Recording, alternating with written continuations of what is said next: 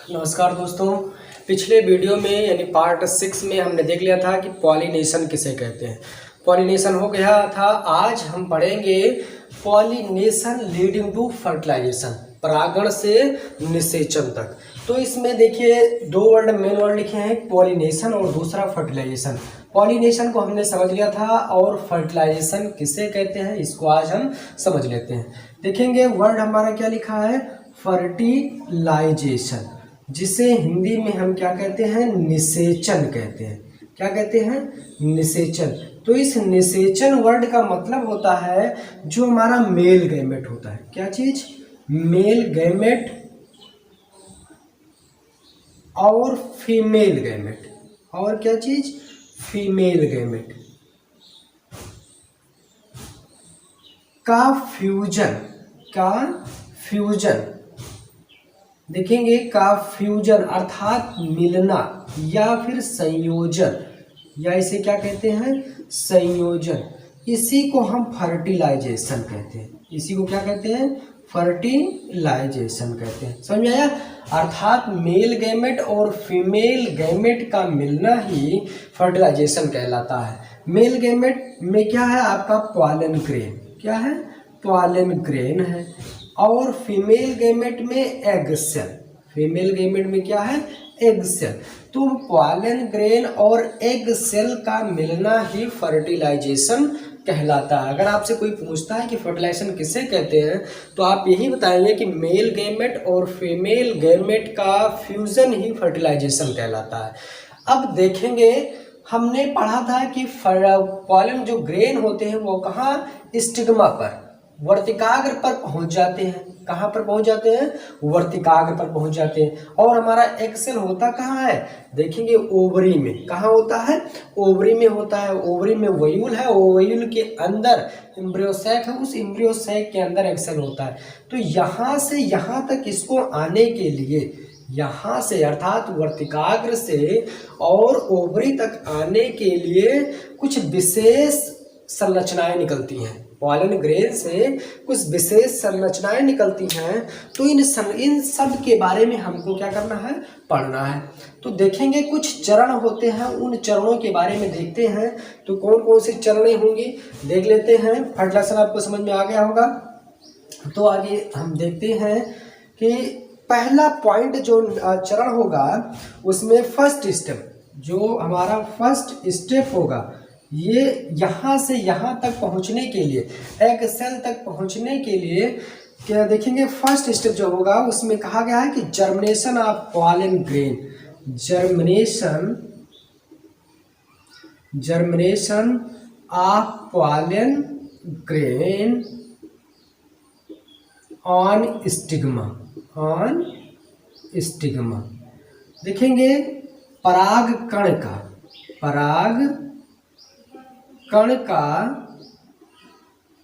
वर्तिकाग्र पर अंकुरण, वर्तिकाग्र पर अंकुरण। अब ये क्या होता है, वर्तिकाग्र पर पराग का अंकुरण क्या होता है हम समझ लेंगे। देखिए आपको बताया गया था कि पॉलिनेशन क्या है, एंथर सैक से स्टिग्मा पर पॉलन ग्रेन पहुंचना पॉलिनेशन कहलाता है। अब ये चाहे सेल्फ हो जाए, उसी फ्लावर का पॉलन ग्रेन आ जाए या दूसरे फ्लावर का, ये इसी को पॉलिनेशन कहा गया था। तो यहाँ पर देखेंगे स्टिग्मा पर कुछ सक्रिय पदार्थ होते हैं, म्यूसिलेजिनस पदार्थ होता है जो इन पॉलन ग्रेन को स्टिग्मा पर चिपका लेता है। और क्या लेते हैं, चिपका लेता है। उसके बाद भी चिपक जाते हैं तो पॉलन ग्रेन यहाँ से उन म्यूसिलेजिनस पदार्थ को अवशोषित करके, एब्जॉर्ब करके ये फूल जाते हैं।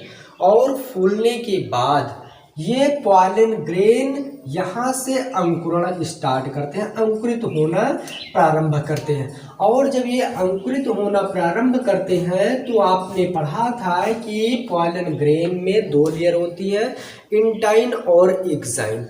तो एक्साइन में जर्मपोर पाए जाते हैं और इंटाइन लेयर जो होती है वही इंटाइन लेयर एक्साइन से जो जर्मपोर होते हैं उससे बाहर आना स्टार्ट हो जाते हैं। उससे कहाँ, बाहर आना स्टार्ट हो जाते हैं और पॉलन ग्रेन बनना स्टार्ट, यानी जर्म ट्यूब। अब इसको क्या कहा जाएगा? Germ tube. जो ये ट्यूब बन रही है इसी को हम क्या कहते हैं? जर्म ट्यूब कहते हैं, पराग नलिका। इसी को पॉलन ट्यूब या जर्म ट्यूब, इसी को हम पॉलन ट्यूब भी कहते हैं। देखेंगे पराग नलिका कहा जाता है, और ये पराग नलिका स्टाइल से होते हुए ये कई सारे यहाँ जर्मिनेट करते हैं, लेकिन सब लोग वहाँ तक पहुँच नहीं पाते हैं। तो ये एक क्या होगी? जर्मिनेट करते करते कहाँ स्टाइल से होते हुए चली जाएगी। तो ये पहली घटना हमारी क्या होती है? Germination of pollen grain on stigma. ये क्या हो रही है? जर्मिनेट हो रही है, पॉलन ट्यूब जो है वो बाहर निकल रही है। तो पहले पॉइंट में हमने सीखा क्या चीज? Germination of pollen grain on stigma. इसके बाद देखेंगे जो हमारा दूसरा पॉइंट है, entry of pollen tube into ovule. अब ये यहाँ से जर्मिनेट करते हुए आ रहा है, ये यहाँ से जर्मिनेट कर रहा है, और ये जर्मिनेट करते करते कहाँ पर? यहाँ पर पहुँच गया है। पॉलन ट्यूब धीरे धीरे बढ़ती चली जा रही है और ये यहाँ पर आ गए। देखेंगे यहाँ जो पॉलन ट्यूब होता है, इस पॉलन ट्यूब में आता, पॉलन ग्रेन जब था तो दो प्रकार के सेल्स होती थी। एक तो थी ट्यूब न्यूक्लियस और दूसरी थी जनरेटिव न्यूक्लियस। क्या थी? दो सेल होती हैं, ट्यूब न्यूक्लियस और दूसरी जनरेटिव न्यूक्लियस। कौन सी न्यूक्लियस? Generative nucleus. ये दो सेल, ट्यूब न्यूक्लियस को हम नलिका केंद्रक कहते हैं, नलिका केंद्रक, और जनरेटिव न्यूक्लियस को हम क्या कहते हैं? अंकुरण केंद्रक। इसको क्या कहा जाएगा? ये हमारा जनन केंद्रक होता है। क्या होता है? जनन केंद्रक। ये चीज, ये पराग नलिका में जब यहाँ पर ये पहुंच जाती हैं तो इसमें दो समय दो न्यूक्लियस होता है। पराग नलिका के अंदर दो न्यूक्लियस होता है, एक ट्यूब न्यूक्लियस और दूसरा जनरेटिव न्यूक्लियस। अब ये क्या हो रही है? पॉलन ट्यूब क्या हो गई? जर्मिनेट की, और कहाँ तक? वयूल तक पहुंच गई है। अभी वयूल के अंदर नहीं पहुंची, वयूल के पास तक पहुंच गई है। अब दूसरा पॉइंट जो हमारा होता है वो देख लेंगे। दूसरे पॉइंट में क्या आएगा? Entry of pollen tube, entry of pollen tube into ovule, into ovule. देखेंगे किसका? पराग नलिका का, पराग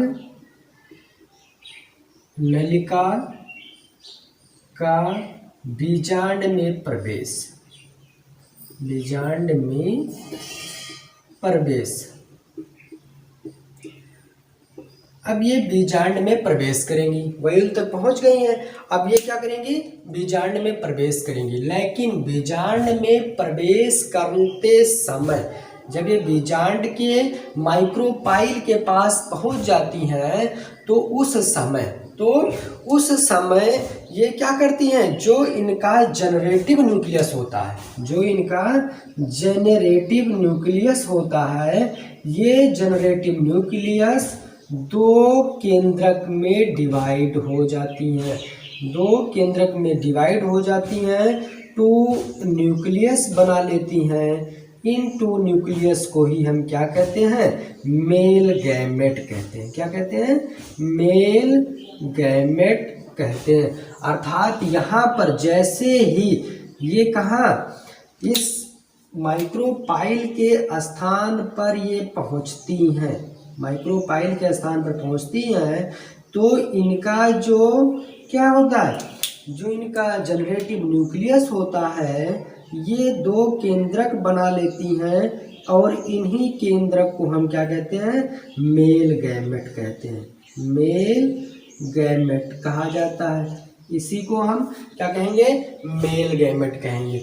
अब ये पॉलन ट्यूब जो है माइक्रोपाइल से होते हुए, कहाँ से, माइक्रोपाइल से होते हुए वयूल में एंट्री कर जाएगी। कहाँ पर, वयूल में एंट्री करेगी। अब वयूल में जब एंट्री कर देगी तो उसके बाद भी एक संरचना होती है वयूल के अंदर जिसे हम एम्ब्रियोसाइक कहते हैं। क्या कहते हैं, एम्ब्रियोसाइक।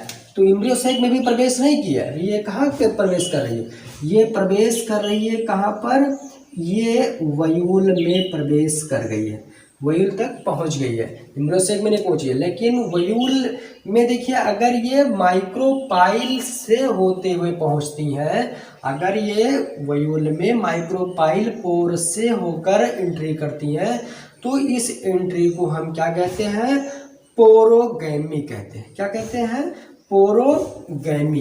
अगर ये माइक्रोपाइल से होते हुए जाती हैं तो इस घटना को हम पोरोगैमी कहते हैं। अंड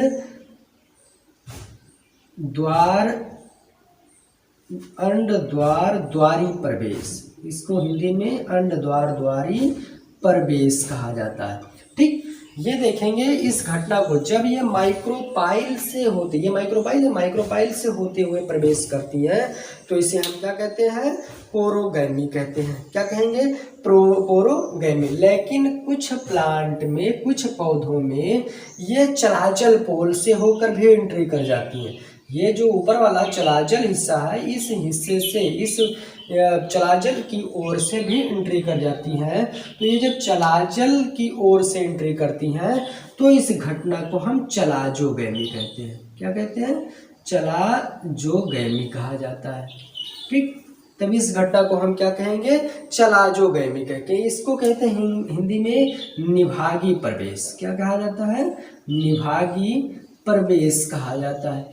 उसके बाद एक और प्रवेश होता है, अगर ये जो लेयर दिखाई पड़े जिसे इंटेगुमेंट कहा जाता है, ये इंटेगुमेंट लेयर से प्रवेश करती हैं। कुछ प्लांट में ऐसा भी होता है कि ये इंटेगुमेंट से ही प्रवेश कर जाती हैं वयूल के अंदर, तब इसको हम मीजोगैमी कहते हैं। तब क्या कहते हैं, इसको मीजोगैमी कहा जाता है। ठीक, अगर ये माइक्रोपाइल से होते हुए प्रवेश करती हैं पोरोगैमी कहा जाएगा, चलाचल की ओर से प्रवेश करती हैं तो चलाजोगैमी कहा जाएगा, और इंटेगुमेंट जो अध्यावरणीय है उससे प्रवेश करती हैं तब इस घटना को हम मीजोगैमी कहते हैं। क्या कहते हैं, मीजोगैमी कहते हैं। जो मीजोगैमी घटना होती है ये कुकुरबिट्री प्लांट्स में होती है, कुकुरबिटा में होता है। और जो चलाजोगैमी है ये केजुराइना जो प्लांट होता है उसमें होता है। और पोरोगैमी तो नॉर्मल ज़्यादातर प्लांट्स में पोरोगैमी होता है,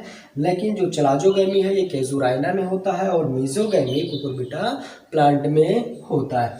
तो entry of pollen tube into ovule, कहाँ, वयूल में प्रवेश कर गई है और जो हमारा मेल गैमेट वो 2 मेल गैमेट बन गए हैं, 2 मेल गैमेट बन गए हैं। अब अगला हम पॉइंट देखेंगे कि जो हमारा पॉलन ट्यूब है वो कहाँ पर, एम्ब्रियोसाइक में प्रवेश करेगा। देखेंगे ये एम्ब्रियोसाइक आपको दिखाई पड़ रहा है, ये पूरी संरचना क्या है, एम्ब्रियोसाइक है।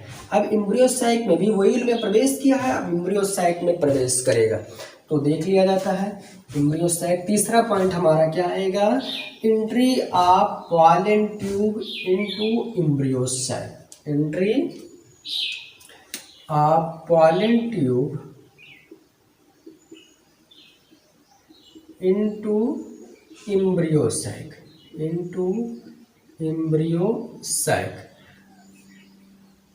पॉलन ट्यूब पराग नलिका का भ्रूण कोश में प्रवेश, भ्रूण कोश में प्रवेश। ठीक, अब देखेंगे ये जो हमारा पॉलन ट्यूब है ये एम्ब्रियोसाइक में करके क्या कर जाएगा, प्रवेश कर जाएगा। देखेंगे जो पॉलन ट्यूब है ये एग सेल और जो हमारा सिनर्जिड सेल होती है, ये दोनों क्या है, सिनर्जिड सेल। इसको हम कहते हैं बीच वाली को एग सेल, क्या है, ये हमारा एग सेल है। ठीक, और जो दोनों किनारों पर सेल है इसको हम सिनर्जिड सेल कहते हैं, सिनर्जिड सेल कहा जाता है, सहायक कोश का। और ये जो बीच में है इसे हम क्या कहते हैं, पोलर न्यूक्लियाई, पोलर न्यूक्लियाई कहा जाता है। और ऊपर जो 3 सेल्स हैं इसे हम एंटीपोडल सेल कहते हैं, एंटीपोडल सेल कहा जाता है। प्रतिमुख कोश का, हिंदी में इसके क्या कहते हैं, प्रतिमुख कोशिका। एंटीपोडल सेल पोलर न्यूक्लियाई को ध्रुवीय केंद्रक कहते हैं, क्या कहते हैं, ध्रुवीय केंद्रक। और एग सेल अंडकोश का, सिनर्जिड सेल सहायक कोश का। तो यह पॉलन ट्यूब कहाँ पहुंच गया है, एम्ब्रियोसाइट के अंदर। जो सहायक कोश का है, सहायक कोश का और एग सेल के बीचों बीच, यानी सहायक कोश का और एग सेल के बीचों बीच एंट्री कर रही है। अब ये जो हमारा पॉलन ट्यूब है ये यहाँ एग सेल और पॉलन ट्यूब से होते हुए एंट्री कहाँ कर गई, एम्ब्रियोसाइट के अंदर, एम्ब्रियोसाइट के अंदर एंट्री कर गई, पराग नलिका का भ्रूण कोश में प्रवेश हो गया।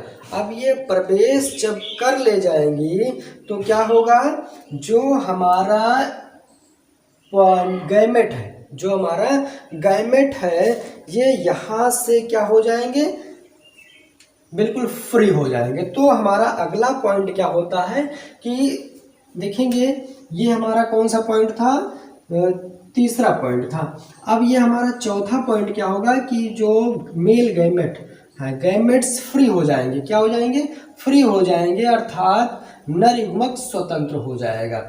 ये नर युग्मक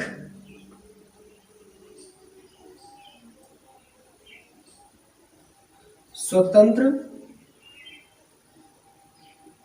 हो जाएगा। कहाँ पर, एम्ब्रियोसाइट में, कहाँ पर, एम्ब्रियोसाइट में। चौथा पॉइंट क्या हुआ, नर युग्मक स्वतंत्र हो गया, कहाँ, एम्ब्रियोसाइट में। ये जो पॉलन ट्यूब होती है, पॉलन ट्यूब का अग्र सिरा फट जाता है, रप्चर हो जाता है और दोनों हमारे गैमेट, दोनों हमारे क्या चीज, गैमेट वो स्वतंत्र हो गए हैं, दोनों हमारे गैमेट स्वतंत्र, मेल गैमेट हमारा दोनों क्या हो गया, स्वतंत्र हो गया। ये दोनों क्या है, मेल गैमेट, ये दोनों हमारे क्या है, मेल गैमेट है। ये जहाँ कहाँ से स्वतंत्र हुए हैं, ये पॉलन ट्यूब से स्वतंत्र हो गए हैं, पॉलन ट्यूब से स्वतंत्र हो गए। अब जब ये पॉलन ट्यूब से स्वतंत्र हो जाएंगे तब क्या होगा, fusion of male and female gamete. पांचवें पॉइंट में हमारा क्या आ जाएगा, देख लेंगे, मेल और फीमेल गैमेट का फ्यूजन, फ्यूजन ऑफ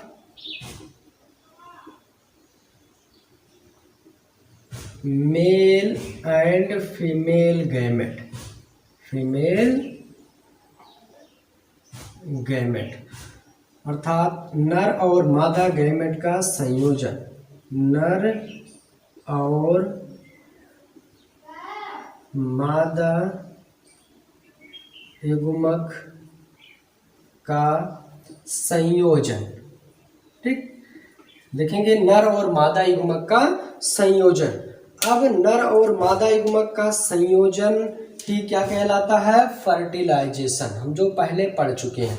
तो ये जो मेल गैमेट स्वतंत्र हुआ है, ये एक मेल गैमेट कहाँ, एग सेल से, ये एक मेल गैमेट किससे, एग सेल से फर्टिलाइज करेगा।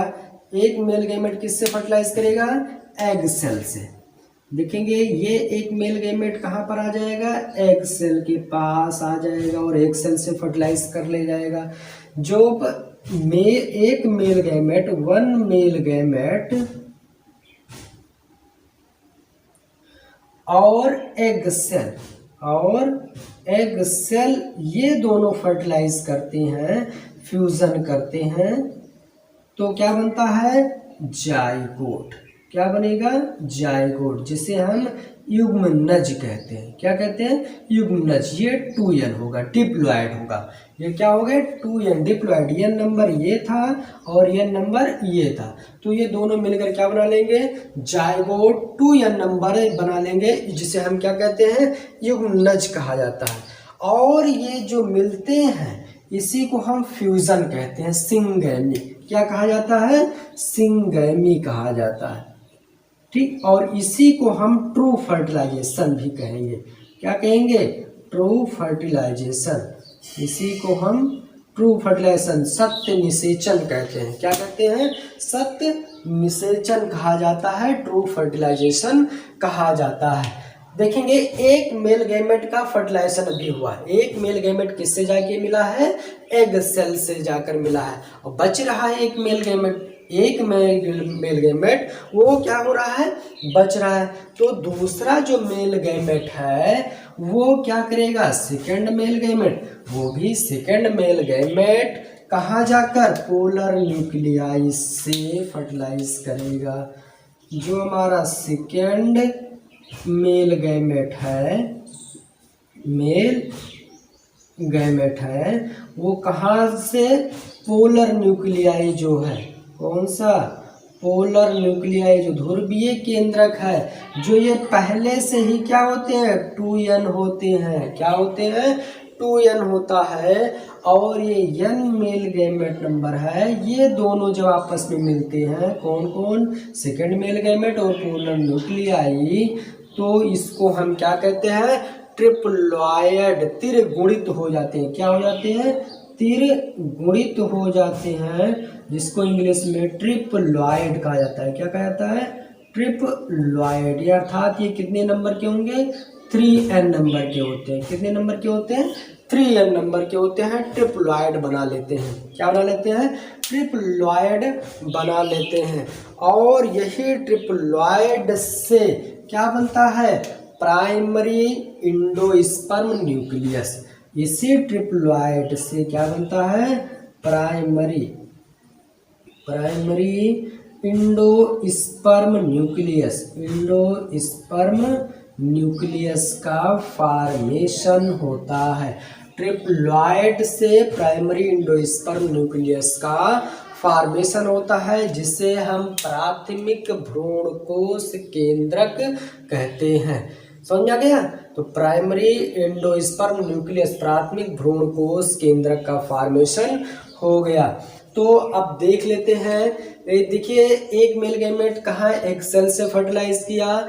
एग सेल से जब फर्टिलाइज किया तो जायगोट बनाया, और उस जायगोट से किसका विकास होता है, इम्ब्रियो का विकास होता है। उसी जायगोट से किसका विकास होता है, देखेंगे अब जो जायगोट बना था, उस जायगोट से क्या बनेगा, इम्ब्रियो बनेगा। क्या बनेगा, इम्ब्रियो, जिसे हम भ्रूण कहते हैं। और जो प्राइमरी इंडोस्पर्म न्यूक्लियस है, इंडोस्पर्म न्यूक्लियस, प्राथमिक भ्रूणकोश केंद्रक, इससे क्या बनेगा, लास्ट में इंडोस्पर्म का फॉर्मेशन होता है। इंडोस्पर्म, जिसे हम क्या कहते हैं, भ्रूणपोष कहते हैं। जिसे क्या कहा जाता है, भ्रूणपोष कहा जाता है। तो ये भ्रूणपोष डेवलप हो रहे इम्ब्रियो को न्यूट्रिशन देने का काम करता है। क्या देने का काम करता है, न्यूट्रिशन, जिसे पोषण कहा जाता है। जिसे क्या कहता है, पोषण। अर्थात समझ आ गया कि इंडोस्पर्म का वर्क क्या होता है, इंडोस्पर्म का वर्क होता है डेवलप हो रहे इम्ब्रियो को न्यूट्रिशन देना। क्या देना, न्यूट्रिशन देना। लेकिन इसके पहले हमको समझ लेना है, जो हमारा 2 मेल गैमेट थे वो 2 बार फर्टिलाइज करते हैं, इसीलिए इनको हम क्या कहते हैं, डबल फर्टिलाइजेशन कहा जाता है। देखेंगे एक जो हमारा मेल गैमेट था वो किससे, 1 मेल गैमेट और ये सेकेंड मेल गैमेट, समझ आया। सेकेंड मेल गैमेट्स एक तो फ्यूज किया एग सेल से और दूसरा फ्यूज किया पोलर न्यूक्लियाई से। किससे? पोलर न्यूक्लियाई से। ये 2 बार फ्यूजन करते हैं, समझ में आया? ये 2 बार, एक मेल गैमेट एक सेल से और दूसरा मेल गैमेट पोलर न्यूक्लियाई से फ्यूजन करते हैं, इसीलिए इनको हम डबल फर्टिलाइजेशन कहते हैं, दोहरा निषेचन, डबल फर्टिलाइजेशन कहा जाता है, द्विनिषेचन कहा जाता है, या फिर दोहरा निषेचन कहते हैं। समझ आ गया? डबल फर्टिलाइजेशन क्यों कहा जाता है? क्योंकि जो एक मेल गैमेट है वो एक सेल से और दूसरा मेल गैमेट किससे? ये जो हमारा पोलर न्यूक्लियाई होता है इससे फ्यूज करता है, इसीलिए इसको हम डबल फर्टिलाइजेशन कहते हैं। समझ में आ गया? डबल फर्टिलाइजेशन कहते हैं। तो देखेंगे अब फर्टिलाइजेशन हो गया, एक सेल से जायगोट बन गया, जायगोट से एम्ब्रियो बन रहा है, और दूसरा पोलर न्यूक्लियाई से फर्टिलाइज किया, पोलर न्यूक्लियाई से फर्टिलाइजेशन होने के बाद एंडोस्पर्म का फॉर्मेशन हो रहा है। अब जो ये हमारी सिनर्जिड सेल बचती हैं और एंटीपोडल सेल बचती हैं, सिनर्जिड सेल और एंटीपोडल सेल धीरे धीरे क्या होती है? डीजनरेट हो जाती है। क्या हो जाएगी? डीजनरेट हो जाएगी। अब देखेंगे इस एम्ब्रियो साइक में, अर्थात एम्ब्रियो साइक में कौन कौन सी सेल बची? एक तो हमारा एंडोस्पर्म बचा जो पोलर न्यूक्लियाई से बना, और दूसरा हमारा एग सेल बचा। एग सेल क्या बचा? ये एम्ब्रियो जिसे हम भ्रूण कहते हैं, ये 2 बचा, और जो एंटीपोडल सेल और सिनर्जिड सेल थी वो तो डीजनरेट हो जाती है। अब इससे ही इसी एम्ब्रियो साइक से एम्ब्रियो का फॉर्मेशन होगा, इसी एम्ब्रियो से एम्ब्रियो का फॉर्मेशन होगा। तो हम नेक्स्ट वीडियो में एम्ब्रियो का फॉर्मेशन नेक्स्ट वीडियो में देखेंगे कि एम्ब्रियो का फॉर्मेशन किस तरह से होता है। तब तक के लिए थैंक यू, जय हिंद।